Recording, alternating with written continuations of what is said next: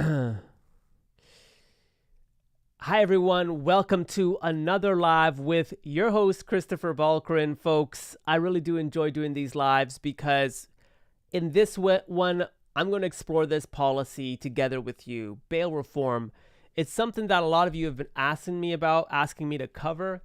And I feel like there's a lot of talk out there about bail reform, but I don't know if we know fully. No one's really sitting down and explaining what's really going on and what's really happening.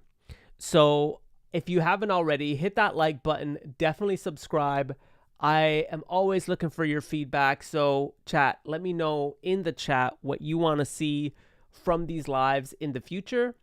Let me know in the comments what you want to see from me as well. Because what I do is I actually go back and I look at everything that you guys are sending me, comments, feedback, voting on my polls, etc. And I really try to make sure the content is tailored to what you want. So a lot of you have been asking me about bail reform here in Canada. And I thought, why don't we explore this together? You, me, and everyone else online. Like, I feel like this is a great opportunity because nobody's doing this. You know, nobody's really going through it and like word for word what's happening. So I'm going to ask this question and maybe I'll pin it in the chat. Should violent offenders even get bail? All right. Should violent offenders even get bail? Let me know what you think. I'll throw that in the chat. Should violent offenders even get bail? Let me see if I could throw that in the chat here. Yeah. So just remember, like, again, I want to make sure that we're having an honest and open and honest conversation here, folks. So if you're liking this content, you want to see more of it, hit that like button and definitely subscribe. All right, so bail reform. I want to start by looking at what Justin Trudeau did while he was prime minister about what exactly he made changes to when it came to bail reform. There's a lot of stuff happening, right? People have seen before that people have been released, committed crimes, and nothing was really done. So I want to get to the root of what changes Justin Trudeau instituted that made this such a big deal. And I think a lot of us have to remind ourselves that we got to give each other grace. We got to treat this with respect. We got to treat each other with respect when talking about this. So if you can, I please encourage you, please be respectful to each other. You know, I want to make sure we're staying respectful when we're talking about this. Now, before I begin and before I get into some of the research I found about what Trudeau did, I just want to remind all of us that, like, we live in one of the safest countries in the world. And I know that's not exactly the topic a lot of people like hearing, but it's true. Canada is one of the most safest countries in the world.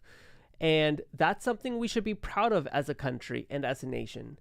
You know, I've said this on other lives about immigration, that only recently have we seen this kind of like negative side to immigration from many Canadians. But by and large, Canadians are very accepting of immigration more than anywhere else in the world. And I say that as my family, we're all immigrants. And I can tell you when we travel, like, nowhere feels more accepting than right here in Canada. And I think it's important that we remind ourselves of that when we're talking about bail reform. Sometimes what gets lost in the news and in the headlines and the kind of like sensationalism is just how safe Canada is, how safe our biggest cities are. I think sometimes my cousins and family in the States are sometimes, I wouldn't say they're jealous, but they look at our big cities and they're like, y'all, you guys are okay, like leaving your car doors unlocked, you know, you guys are okay walking the streets at a certain hour. And yes, there are pockets, of course, of all our big cities where it is really bad. But again, I just want to say that as a whole, Canada, we have seen, I think, record low crime. And that is something that we should be very, very proud of as a nation, you know? So despite the amount of people coming in, and sometimes people equate immigration with crime, etc., like, Canada hasn't seen that. Canada hasn't seen that across our entire nation. And again, it's something that all of us should be very proud of, and really use that as something to look at the rest of the world to be like, hey, like, we have our issues in Canada, don't get me wrong, but it doesn't mean that we're a violent country. We are not. And I just want to drive that point home. Okay. So interestingly enough, when we talk about bail reform, one thing that's interesting that I found was Stephen Harper had a very tough on crime view, and it aligns with conservatives as well. He introduced a series of bills during his time: Tackling Violent Crime Act, which expanded reverse onus in bail for serious firearm offenses; Bill C-10, which increased mandatory minimums and limited conditional sentences for many offenses; and then Bill C-25, capping 2-for-1 credit for pretrial custody. So bail and sentencing policy emphasized deterrence, denunciation, and public safety. So this was welcomed by many people. A lot of people really liked Harper's views on crime and tackling crime. But the flip side of this, because as every single policy, and for those of you who are fans of Thomas Sowell, you know that Thomas Sowell rightfully says when you introduce policy, you're making a choice, and that choice has trade-offs. And there's no solutions. There's only trade-offs. And so I'm going to challenge all of us, including myself, because I haven't really read what Trudeau did, and I want to do that with all of us together. But when we are, quote, tough on crime, it comes with trade-offs. And that trade-off is a lot of people are in detention. And so what we saw with Harper's bills, there were 4 bills that he put forward, 3 or 4 bills that he put forward during his time.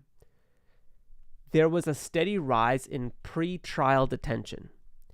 And by 2015, roughly 60% of people in provincial jails were on remand.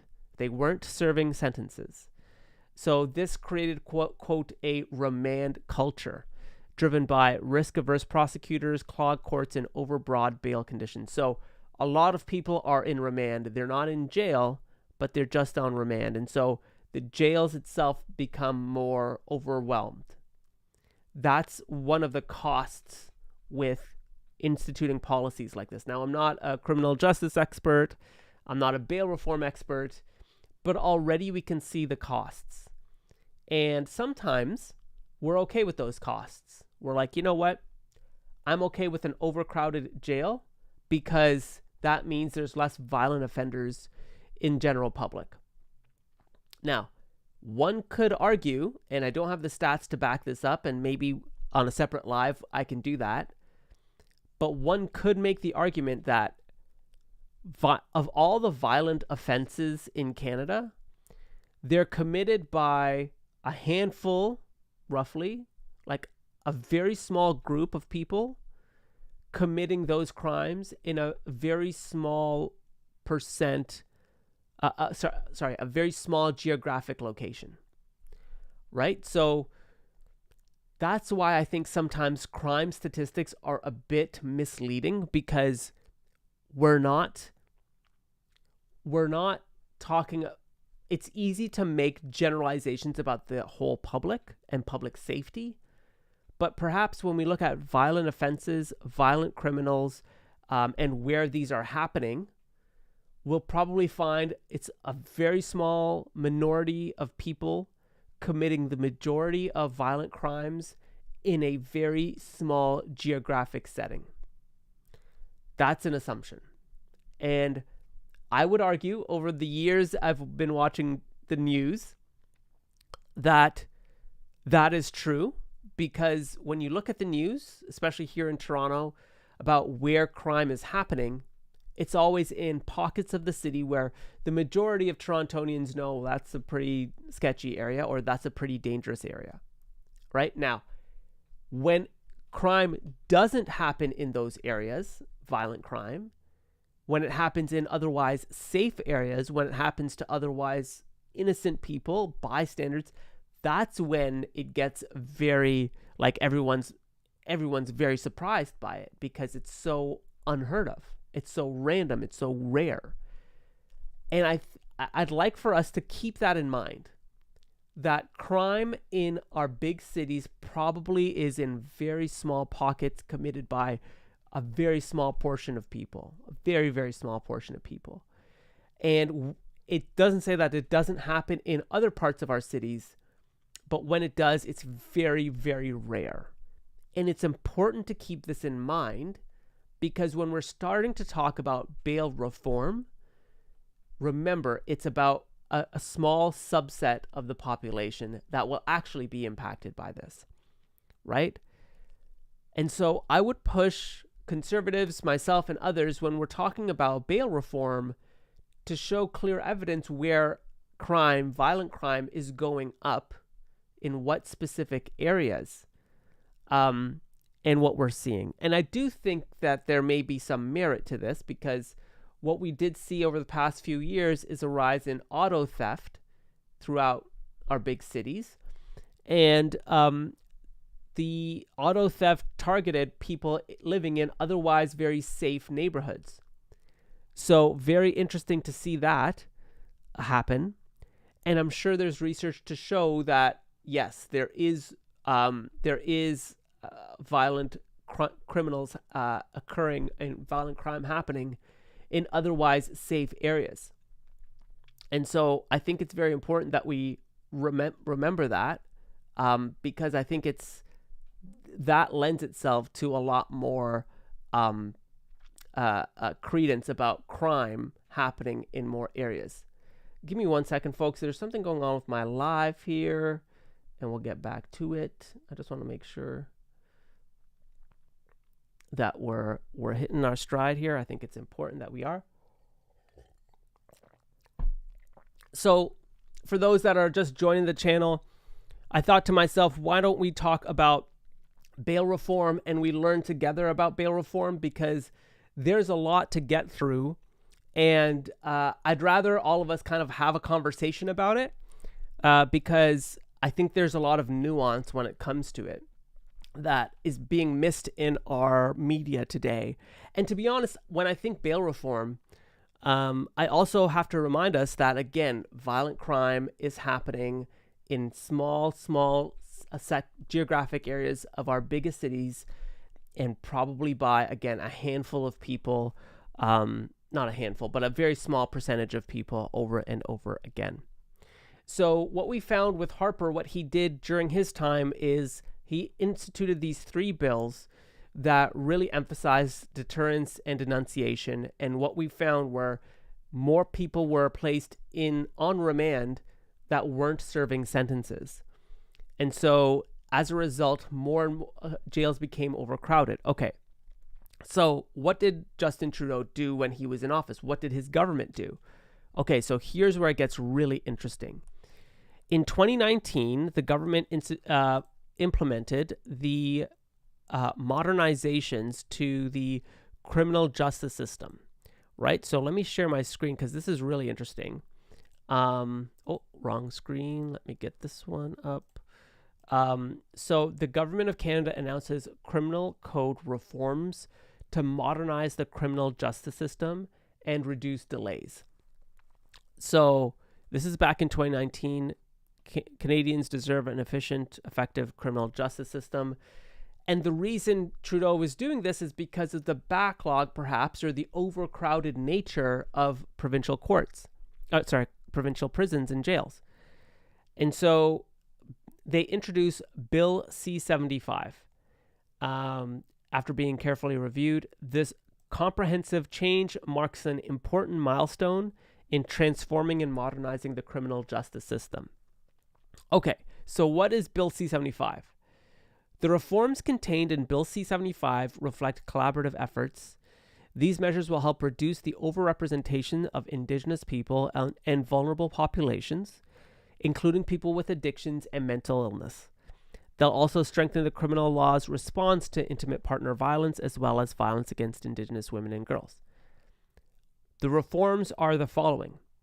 streamlining bail processes to ensure fair and swift access to justice, creating a new process to more effectively and efficiently deal with certain administration of justice offenses, including youth, reclassification of offenses to provide prosecutors with the discretion to more efficiently deal with less serious conduct, freeing up limited judicial resources, restricting the availability of preliminary inquiries to the offenses, carrying the most serious penalties to ensure criminal cases can proceed more efficiently to trial, and then improving the jury selection process to make it more transparent and providing judges with more robust tools to manage the cases before them.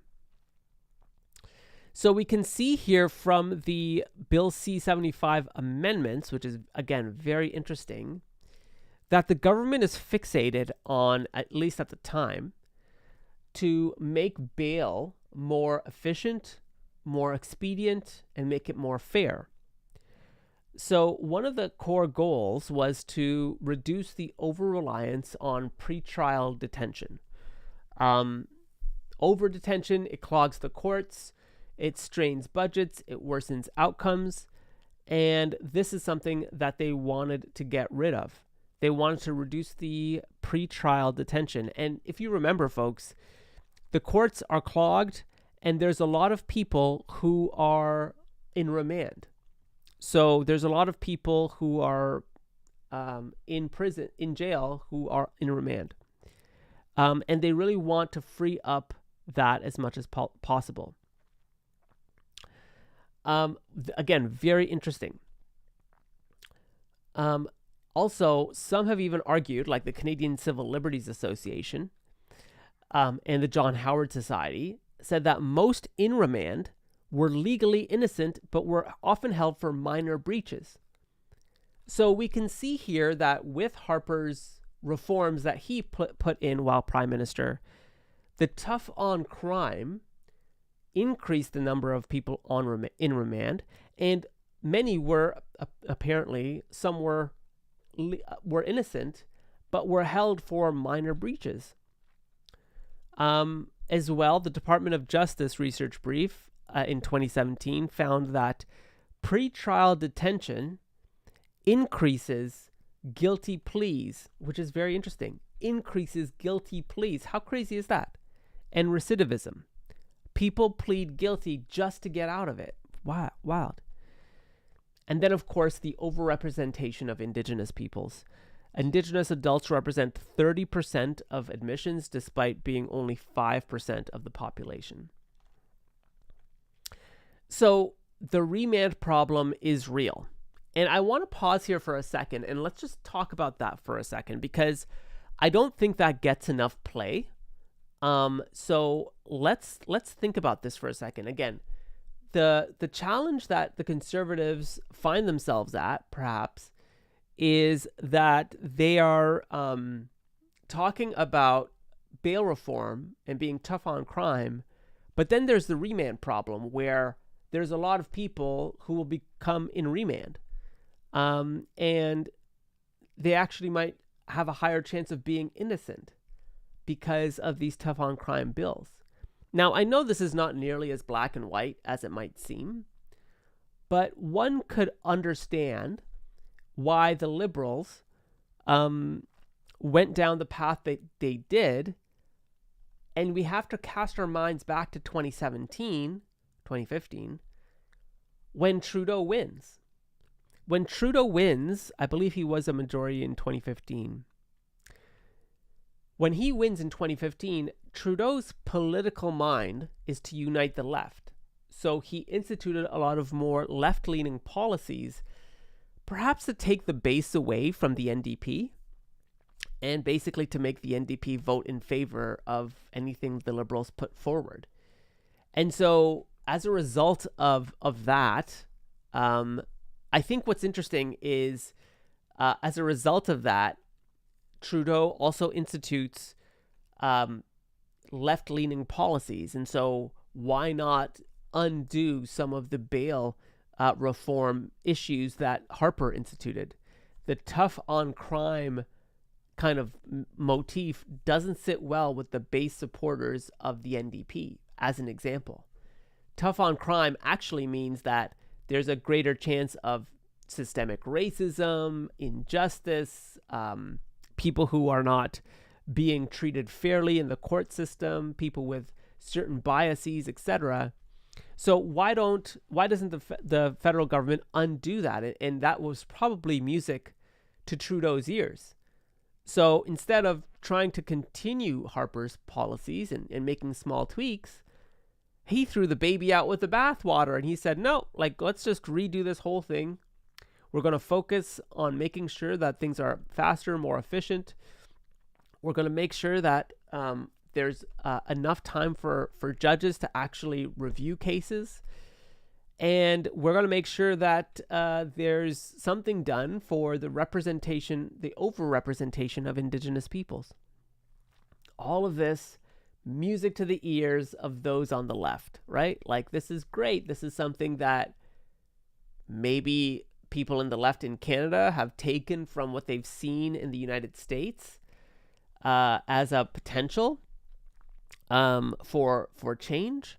So why don't we do that up here? And so this is in perfect timing with the Truth and Reconciliation Commission, who released their report in 2015, the same year Trudeau was elected. And the Truth and Reconciliation Commission's calls to action called for alternatives to incarceration for Indigenous peoples. And recognizing the impact of colonialism, etc. And so the timing for Trudeau to make these changes is perfect. You're trying to win over NDP supporters by doing that. Tough on crime is no longer a thing for the Trudeau Liberals. And you want to do something for Indigenous. Well, Trudeau gets elected and the TRC Commission's report comes out the same year. Then, of course, there's the economic rationale. Get this, I didn't know this, but like pretrial detention costs roughly $300 per day per inmate versus $5 a day for supervision in the community. Now, this is interesting. And it allows for more flex when it comes to this alternative dispute resolution kind of ideas for Indigenous in particular. Right? Why spend $300 per day per inmate when you can spend $5 a day for supervision in the community? Again, when we treat this as dollars and cents, it looks like it's the most efficient process. But of course, this is all getting away from actually doing something, which is being tough on crime. And so it reminds me a lot of like the pendulum. Right? Like that things just keep swinging in one direction and we might find ourselves on like an infinite loop because Harper was tough on crime. Trudeau changes that to understand what communities are saying. And it's gotten to a point now where there has been crime in otherwise safe neighborhoods in the GTHA. And individuals who are directly impacted by that point to the bail reform issue as an issue, meaning the pendulum needs to swing back to being more tough on crime. How wild is that, right? Like, it's just, to me, it's interesting to see how things are shifting. And I think they're shifting in the direction, perhaps, that we might need it to go back to a time where we were a bit tougher on crime. So I'm going to pause there for a second. Give me a flame in the chat. Tell me what you think about the bail reform. Do you think the system is broken? And then tell me, like, yes or no, should repeat offenders automatically be denied bail? And again, let me throw this in the chat so that you can see it. But yes or no, should repeat offenders automatically be denied bail? Let me know what you think in the comments below. Very interesting here to see what you think because I'm curious myself. Should repeat offenders automatically be denied bail? Let me know what you think in the comments below. Chat, this is fun. And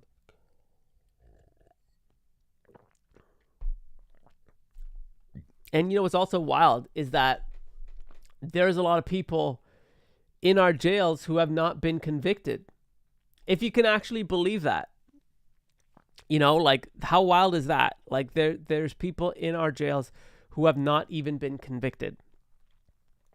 And so, like, I really think it's very wild that, we're not talking about that more. So now we start seeing what Trudeau did. And I think it's very important that we start painting this picture about what Trudeau did, because it's clear that there were a lot of influences in Trudeau about what he tried to do. And I think it's very important. So again, I just want to also go into a bit more detail about what Trudeau did for those that are less familiar, because I think that is also really important for us to understand. Because sometimes, when we're talking about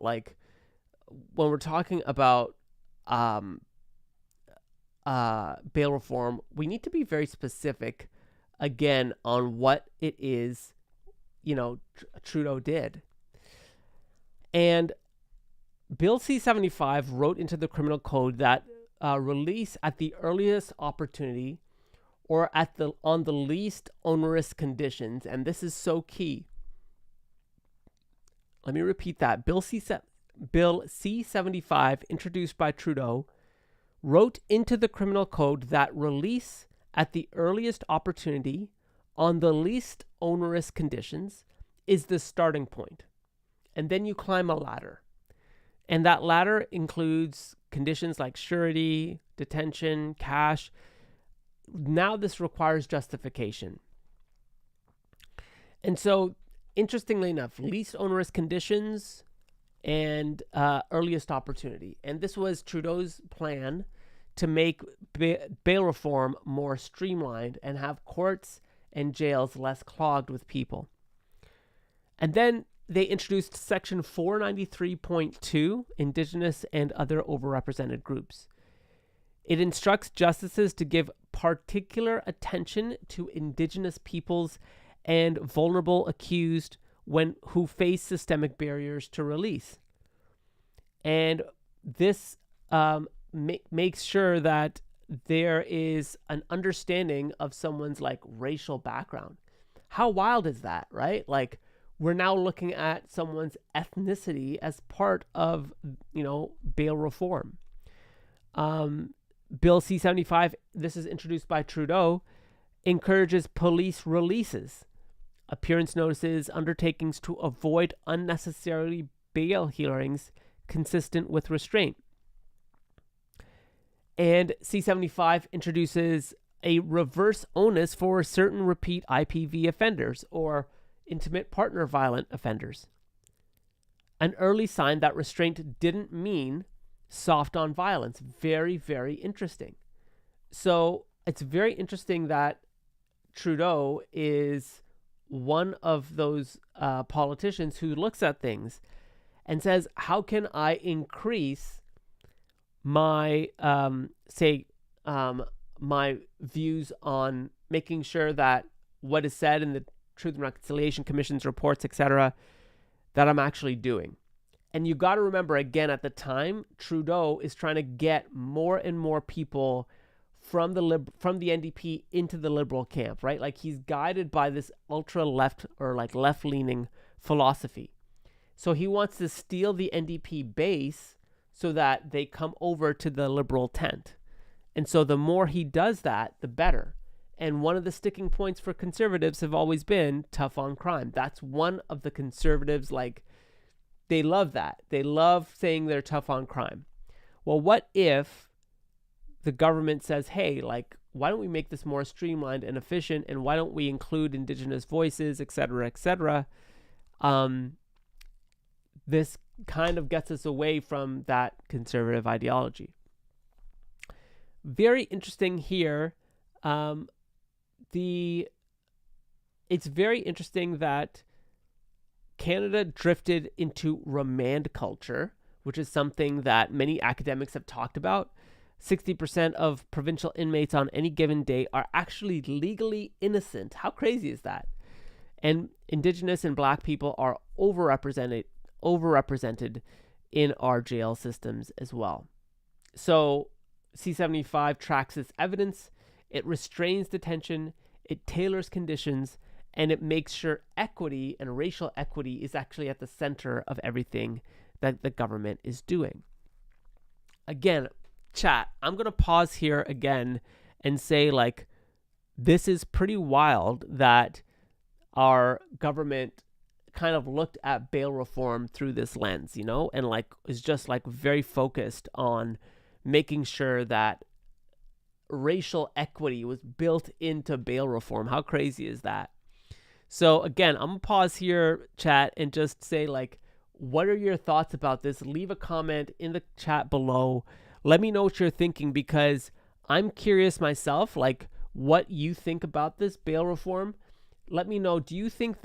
Let me know if you've been affected by crime and what you want to see in bail reform as well. Because as I'm researching this, as with anything, there's just these massive trade-offs, you know, like just massive trade-offs. And I'd like for us to talk about what those trade-offs are, so that when we're talking about this with conservatives and what we want from Mark Carney and the conservatives is actually something that can work. You know, getting us away from this kind of like sensationalism, I think is the step in the right direction. So chat, let me know below what you think about this. I think it's very interesting myself to see what's going on. I think what's also interesting here is the trade-offs the Trudeau government was willing to make, and I'm curious to know what changes Mark Carney is going to make in the coming months and years ahead when it comes to bail reform. If you have any comments on this, let me know in the chat below. I'm curious to know what you think about bail reform myself. But I want to look at what you want. So why don't you tell me in the chat what you think you want, and I'll start tailoring some polls and things like that to get some more feedback. But chat, that's it. That's it for me today, folks. I'm going to end it here. A very interesting time to be researching this. I think it's very interesting to be looking at this as well. Interesting to see what Trudeau has done. And I'm going to keep researching every aspect of this until we get to a better place of understanding it in more detail. Because clearly there's a lot of gaps in what the government is telling us, the media is telling us, and what's really happening. Again, folks, let me know what you want to see from bail reform. Let me know in the comments below, and I'll keep doing another live tomorrow. We'll come back to this topic and explore it some more. But that'll do it for me, folks. I hope you have a wonderful rest of your day. If you haven't already, hit that like button. Definitely subscribe. Tell your friends. Find me on YouTube, Christopher Balkrin. That's where I post all my stuff here. And let's keep this conversation going. It's too important. And also, big shout out to everybody who has subscribed to my newsletter. It's so good. Like, it's so interesting seeing and reading your comments. Keep doing that. If you want to check out my newsletter, go on my YouTube. Link is in the description.